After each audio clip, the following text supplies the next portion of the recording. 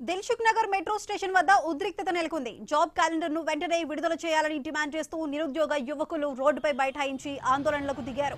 దీంతో భారీగా traffic jam ఏర్పడింది. సంఘటనా స్థలానికి చేరుకున్న పోలీసులు నిరసనకారులను చెదరగొట్టే ప్రయత్నం చేశారు. అయితే ప్రస్తుతం అక్కడున్న పరిస్థితికి సంబంధించి మరింత సమాచారం మా ప్రతినిధి సుప్రియ అందిస్తారు. సుప్రియ, చెప్పండి, అక్కడ పరిస్థితి ఏ విధంగా ఉంది?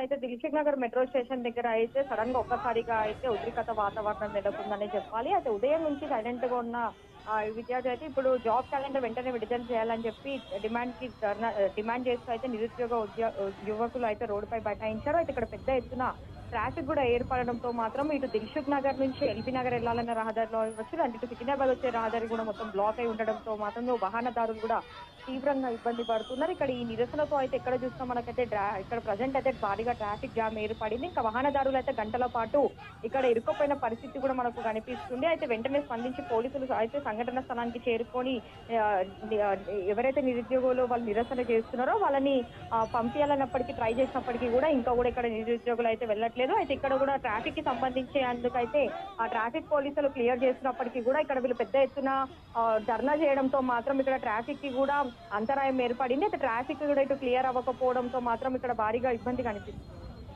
Right Supriya, thank you.